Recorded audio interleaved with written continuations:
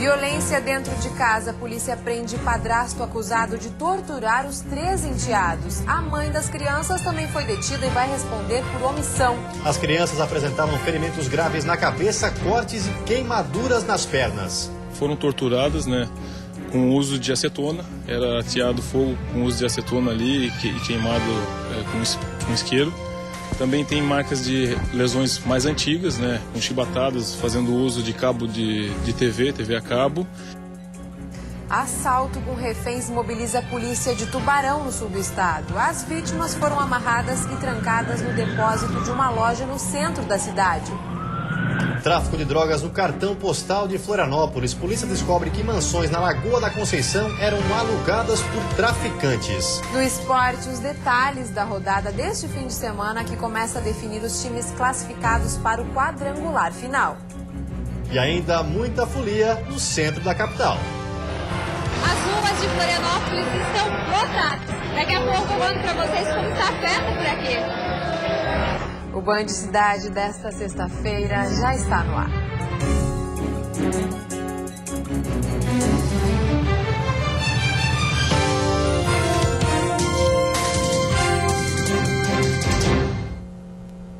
Olá, boa noite.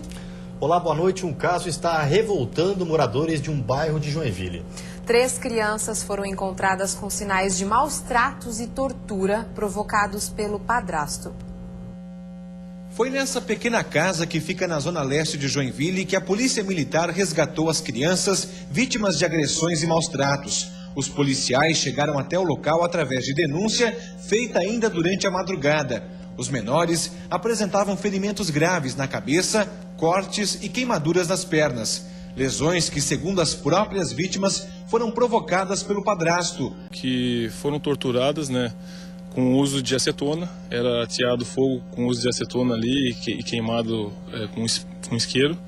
Também tem marcas de lesões mais antigas, com chibatadas, fazendo uso de cabo de TV a cabo. E também aquelas 2 crianças que estavam escondidas tinham marcas mais recentes. Quando a guarnição da Polícia Militar chegou, o casal apresentou apenas um menino de 5 anos. O garoto de 12 e a menina de 9 foram encontrados pelos policiais trancados no banheiro. Gildeane dos Santos Silva, de 27 anos, padrasto das crianças, foi preso por lesão corporal grave e tortura. Já a mãe, Edna Aparecida dos Santos Ferreira, de 31 anos, que também foi presa, vai responder por omissão. Os vizinhos que já suspeitavam das agressões ficaram revoltados com o caso. A primeira vez eu escutei grito, a segunda não, porque tampou a boca da criança. Cheguei até a chorar com o pé. Nunca vi coisa igual, assim. Terror mesmo. As crianças com a perna, com os pés cortados, queimados de cigarro. O que ele fez não tem justificativa. Os 3 menores foram encaminhados para o Hospital Infantil de Joinville e permanecem internados. O mais velho deu entrada no pronto-socorro com suspeita de traumatismo craniano. O Conselho Tutelar aplicou medida protetiva e busca a família ampliada. Caso nenhum parente esteja apto a ficar com as crianças, elas devem ser encaminhadas para o abrigo. E a Ordem dos Advogados do Brasil está acompanhando o caso do advogado preso por tentar assassinar um assessor parlamentar no oeste do estado. A presidente da OAB de Chapecó já está acompanhando o caso do advogado Matheus Pereira Tiziani, que foi preso por ser suspeito de mandar matar o assessor parlamentar Patrick Monteiro. Além disso, a Ordem dos Advogados tem uma exigência que o profissional preso fique em uma cela especial até o julgamento e, se condenado, depois se junte com os demais presos. A OAB também vai fazer um levantamento da questão ética e disciplinar do advogado envolvido e da vítima. Também a gente tem outras questões internas da OAB que a gente vai apurar também, se existiu alguma captação de clientela. O advogado Matheus Pereira Tiziani, que seria o mandante do crime, foi preso. Além dele, foram detidos Marcos Jackson dos Santos Siqueira e Jair Lopes Ferreira, além de um jovem de 17 anos que foi apreendido. Os 4 são suspeitos de tentar matar o assessor parlamentar Patrick Monteiro no dia 19 de novembro. Em Tubarão, no sul do estado, um assalto agora à tarde no centro da cidade movimentou a polícia e assustou moradores. As imagens de um cinegrafista amador mostram a chegada da polícia militar ao local. A informação era de que um assalto estava em andamento e 4 funcionários e 6 clientes estariam como reféns dos bandidos. A polícia então bloqueou a principal avenida da cidade e estrategicamente invadiu a loja. Durante a ação, moradores assustados alertavam as pessoas para evitar passar pela frente da loja. Assalto, volta! Depois de minutos de tensão, a polícia verificou que os assaltantes já não estavam mais no local. Os funcionários, trancados em um depósito, foram libertados pelos policiais. Ninguém na loja quis comentar o fato. 4 notebooks e R$ 2.300 em dinheiro foram levados. Vamos fazer algumas diligências, vamos verificar se logramos êxito em identificar esses suspeitos. Ontem, também no horário do almoço, bandidos invadiram uma outra loja que fica a pouco mais de 40 metros do local do assalto de hoje. O objetivo deles, roubar celulares. 10 aparelhos foram levados. A polícia ainda investiga a possibilidade de serem os mesmos criminosos nos 2 casos. Imagens de um circuito interno de vigilância podem ajudar nas investigações. Temos as imagens dos suspeitos e vamos apresentar aqui para as vítimas desse roubo que aconteceu, para verificar se elas reconhecem e ver se se tratam das mesmas pessoas. E 3 veículos foram incendiados na manhã de hoje em Itajaí. A Polícia Militar trabalha com a hipótese de vandalismo. As 3 ocorrências aconteceram no início da manhã de hoje, mas em bairros diferentes. O primeiro incêndio foi na carcaça deste caminhão, no bairro Cidade Nova. Às 6 horas, esta Kombi também foi incendiada. Ela estava estacionada na localidade da Murta e ficou completamente destruída. Por fim, um veículo foi parcialmente queimado no bairro Carvalho, também em Itajaí. Moradores conseguiram controlar as chamas. Uma esponja com material inflamável foi encontrada dentro do automóvel. A Polícia Militar trabalha com a hipótese de vandalismo, mas o caso foi encaminhado à Polícia Civil, que vai investigar os incêndios. Um acidente envolvendo 2 caminhões provocou a morte de um motorista e deixou a rodovia SC-108 fechada por quase 6 horas. A colisão entre os veículos aconteceu por volta das 4h30 da madrugada de hoje na altura do município de Massaranduba, na região norte do estado. Com o impacto, um dos caminhões pegou fogo e o condutor morreu carbonizado. O motorista do outro veículo não se feriu. A Polícia Militar Rodoviária atendeu a ocorrência e informou que as pistas só foram liberadas depois das 10 da manhã. E a seguir, traficantes alugam imóveis para venda de drogas na Lagoa da Conceição, na capital. E ainda, a Polícia Civil de São Francisco do Sul conclui o inquérito do incêndio químico e 2 pessoas são indiciadas por crime ambiental qualificado.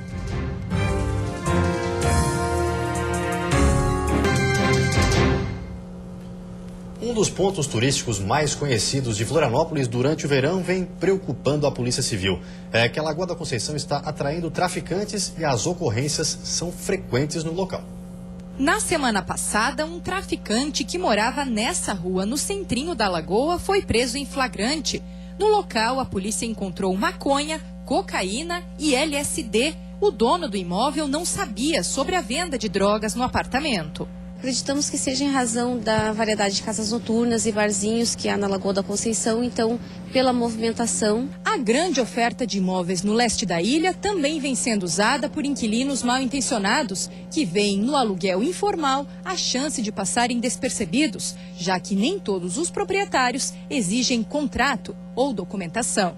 O presidente do Conselho de Segurança do bairro explica que a hospedagem alternativa é importante para a região e garante renda extra aos moradores, mas que nem todos tomam precauções suficientes. Eu já escutei de proprietários que têm vergonha de pedir para o cidadão que pagou adiantado 1, 2 meses de aluguel o nome, a identidade ou qualquer identificação dele, porque já recebeu o dinheiro. Com a onda de ocorrências na Lagoa e praias vizinhas, a Polícia Civil ofereceu aos moradores seu sistema para checar o histórico de antecedentes criminais dos suspeitos. O Conselho de Segurança também pretende incentivar o uso de uma ficha cadastral para reunir informações dos hóspedes. Geralmente as pessoas que pagam adiantado e não querem muito se identificar ou deixar o nome, telefone e dizer de onde vem, são pessoas que têm que desconfiar. A Polícia Civil de São Francisco do Sul concluiu o inquérito do incêndio químico que aconteceu em setembro do ano passado. O armazém de fertilizantes que protagonizou o incêndio químico de grandes proporções está vazio. Nas paredes e na cobertura ainda é possível ver os buracos feitos para retirar o material. Foram quase 5 meses de investigação. Depois de ouvir funcionários da empresa, bombeiros, servidores da prefeitura e de analisar os laudos do IGP, a Polícia Civil concluiu o inquérito dos crimes praticados. 2 sócios majoritários da empresa Global Logística foram indiciados. Nós estamos apostando na teoria do dolo eventual, porque eles assumiram o risco dessa reação ter ocorrido aqui na comarca, no momento em que não possuíam o atestado de vistoria dos bombeiros atualizado e no momento que armazenavam diversos produtos químicos junto com esses fertilizantes, sem a supervisão de um químico que conseguiria fazer uma análise adequada a respeito do acondicionamento desses materiais. Nelson João Poçamai e Cláudio Pereira dos Santos foram enquadrados por crime ambiental qualificado, com mortandade de animais e danos à flora, com o agravante de remoção de pessoas e dificuldade de acesso ao uso de praias. A pena para o crime varia de 1 a 5 anos de prisão. Cláudio Pereira dos Santos vai responder por armazenamento de produto tóxico em desacordo com as normas legais. A investigação da Polícia Civil apurou que era ele o responsável pelo estoque de cargas no armazém. A nossa análise é uma análise criminal. Outras pessoas podem ser responsabilizadas tanto no âmbito civil quanto administrativo. Um fiscal de posturas da prefeitura que não respeitou um acordo e liberou o alvará de funcionamento sem juntar a vistoria dos bombeiros, que estava desatualizada, deve responder a um procedimento administrativo. Nossa equipe entrou em contato com a empresa Global Logística e fomos informados que eles só irão se pronunciar sobre o caso após serem comunicados oficialmente. E depois do intervalo tem futebol, a expectativa para a penúltima rodada do Catarinense neste final de semana, antes do quadrangular. E vamos ao vivo ao Berbigão do Boca, que abriu oficialmente o Carnaval de Florianópolis.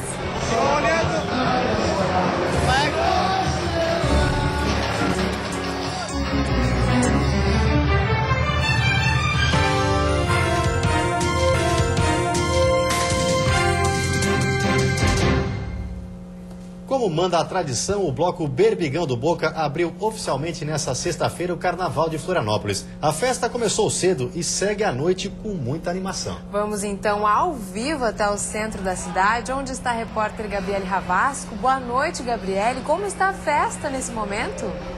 Muito animada, Cibele. Boa noite. O público compareceu em peso aqui nas ruas do centro de Florianópolis desde meio-dia. Já teve o tradicional festival gastronômico, dançando, curtindo, cantando. O clima é realmente de festa.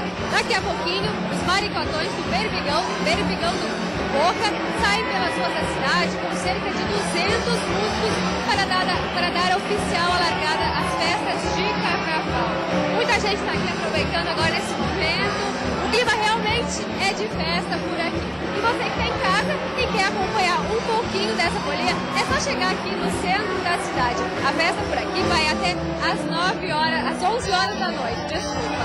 E isso é apenas o começo. Amanhã tem o machódromo na Punta das Cangas e no domingo a banda do Ribeirão, a banda do Zé Pedro vai estar no Ribeirão da Ilha. Para aproveitar as festas do fim de semana, confira agora como vai ser a previsão do tempo.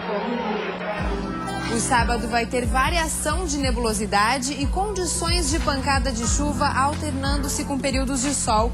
Não está descartada a possibilidade de temporais e as temperaturas seguem elevadas. Mínima de 14 graus na Serra e máxima de 31 no sul do estado. No Planalto Norte, mínima de 17 e máxima de 25 graus. Na Grande Florianópolis, Vale do Itajaí e Litoral Norte, máxima de 29. No Oeste, mínima de 20 e máxima de 26 graus. E hoje, no Congresso da FIFA em Florianópolis, o destaque foi o ex-jogador Ronaldo Nazário, que é membro do comitê organizador da Copa do Mundo. Numa coletiva para jornalistas de todo o mundo, ele falou sobre a importância do maior evento esportivo aqui no Brasil. A moral do meu país, levar a bandeira do meu país para onde quer que eu vá. Tanto o trabalho que eu faço é porque realmente amo o meu país, acredito no projeto Copa do Mundo como uma grande oportunidade de negócio para o nosso país e de legado. Então eu estou muito feliz. Domingo eu vou ficar até o final da Copa tentando convencer a todos de que realmente a Copa do Mundo é um projeto maravilhoso para todos nós brasileiros. A penúltima rodada do Catarinense começa a definir os times classificados para o quadrangular final. Vamos aos jogos desse fim de semana.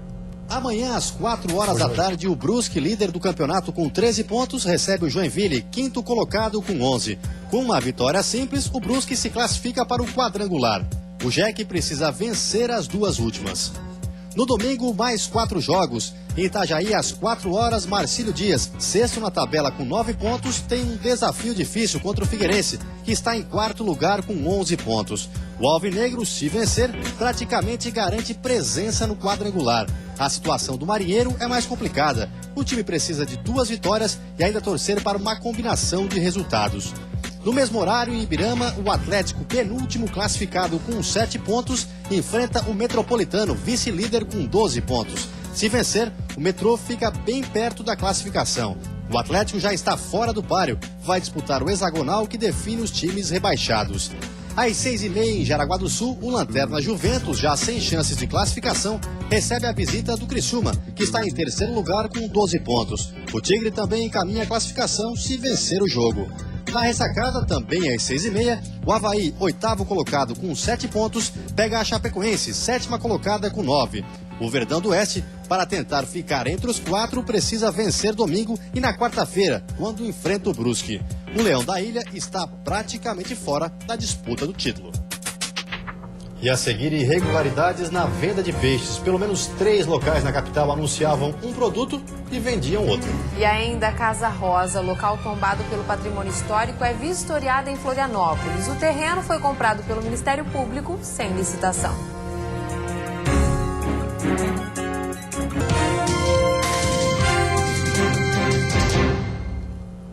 A Prefeitura da capital apresentou hoje o resultado das análises feitas nos pescados de Florianópolis. 3 locais entregavam espécies diferentes das anunciadas. As coletas das amostras de peixe foram feitas em 20 estabelecimentos no mês passado. Em 3 casos, a fiscalização encontrou problemas. Foram escolhidos peixarias, restaurantes e supermercados de toda a cidade. Esta é a primeira vez que uma prefeitura realiza no Brasil uma operação como esta, com exames de DNA. A intenção é identificar se o produto anunciado é o mesmo entregue ao consumidor. Quem compra afirma que nem sempre tem certeza do que está levando. Acredito na plaquinha. Filé só acreditando mesmo, não sei diferenciar. Não sei, só venho pelas dicas deles que conhecem mesmo. Não, eu acredito nas placas. O estudo feito por um laboratório de Minas Gerais identificou 3 casos de fraude em Florianópolis. Em um supermercado, por exemplo, era anunciado Congrio Rosa, que custa R$40 o quilo. Mas, na verdade, o cliente levava o Polaca do Alasca, que tem preço bem menor, apenas R$11 o quilo. O consumidor, isoladamente, vai ter uma dificuldade enorme de identificar o pescado quando ele está processado, né, em filé. O peixe, quando ele está inteiro, até tem uma facilidade de se identificar. Mas após processado, acho que seria indispensável, de uma maneira geral, fazer esse tipo de análise. Prejuízo também na compra do filé congelado. O Inmetro identificou que 2 marcas entregavam 50 gramas a menos de peixe que o prometido. Os estabelecimentos notificados poderão ser multados. Após a notificação do PROCON, as empresas têm um prazo de 10 dias para apresentarem a defesa. Não sendo acatada essa defesa, pode gerar uma multa que varia de R$600 a 3 milhões, de acordo com o faturamento bruto de cada estabelecimento. Ainda com base no resultado do DNA, uma investigação será aberta para identificar se a espécie de garoupa vendida em 2 peixarias do Mercado Público Municipal está ameaçada de extinção. A pesca deste tipo de peixe já é proibida no Paraná. O Angelone Supermercado, citado na matéria, informou que os pescados comercializados pela rede são somente os aprovados pelos órgãos reguladores e que são anunciados de acordo com informações prestadas pela indústria, mas que, neste caso, como medida preventiva, decidiu recolher os produtos das prateleiras. O supermercado também disse que vai acionar os fornecedores para que eles se expliquem sobre o caso. O restaurante Deca assumiu ter errado ao não informar ao cliente a mudança do peixe. Por telefone, eles justificaram que há um mês ficaram sem garoupa por 2 dias e fizeram a substituição do peixe pelo cherne apenas nesse período. Já o restaurante texano disse possuir notas fiscais comprovando que o peixe comercializado por eles é o linguado e não o peixe-panga conforme divulgado pelo Procon. O restaurante também informou em nota que optou por retirar o prato do cardápio até que tenha uma posição de seus fornecedores. Na capital, o Ministério Público de Santa Catarina e a empresa responsável pelas obras de restauração da Casa Rosa fizeram hoje à tarde uma vistoria no imóvel que estava abandonado. O patrimônio histórico do município poderá ser destinado a eventos culturais. Abandonada há 9 anos, a Casa Rosa, que fica no centro de Florianópolis, passará por restauração. Na vistoria para as obras, foram feitos o mapeamento dos danos e a análise da edificação. Um levantamento histórico também será feito para o processo de recuperação, que não tem data prevista para terminar. Nós vamos destiná-la para uso público, uso da comunidade de Florianópolis. O Ministério Público de Santa Catarina comprou sem licitação o terreno da Casa Rosa. Além da restauração, será construído um prédio de 22 andares para a nova sede do MP. Os investimentos custarão 123 milhões de reais. O pagamento será feito em 5 parcelas anuais. A primeira de 30 milhões de reais e mais 4 de 23 milhões pagas ao final de cada ano. O metro quadrado custa quase 6 mil reais. O chefe do Ministério Público disse que foram feitas análises de valores por peritos da Caixa Econômica Federal e por corretores de imóveis e que o valor está abaixo do mercado. Sobre a compra sem passar pelo processo de licitação, ele afirma que tudo está dentro da legalidade. É um imóvel ao lado de um imóvel que nós já possuímos, então por uma questão de logística, de proximidade, a própria lei de licitação, nesses casos, autoriza a compra sem licitação. Apesar de garantir que tudo está de acordo com a lei, o deputado Jailson Lima, do PT, ao ser entrevistado pelo Band Cidade essa semana, disse que recebeu uma denúncia anônima no final do ano passado. Ele questiona o pagamento adiantado, a dispensa de licitação e o valor que considera ser alto. O deputado busca assinaturas para instaurar uma comissão parlamentar de inquérito para investigar o caso. O Ministério Público é uma instituição de caráter público que pode ser fiscalizada. Esse é o nosso papel como deputado. E antes de encerrarmos, uma olhadinha no trânsito da capital. Aí você acompanha imagens ao vivo das pontes Colombo Salles e Pedro Ivo Campos. Movimento intenso nos 2 sentidos, mas hoje é um pouco diferente. Mais para quem entra na ilha de Santa Catarina e vem para curtir a folia no centro da capital. Mais à frente, para quem sai na Via Expressa, o movimento também está constante, mas fluindo bem. Agora em Florianópolis, 27 graus. E vem aí o Jornal da Band. Um ótimo fim de semana para você. Um ótimo final de semana e a gente encerra com imagens do Berbigão do Boca, no centro de Florianópolis. No Berbigão do Boca, a grande festa da ilha, começa o carnaval.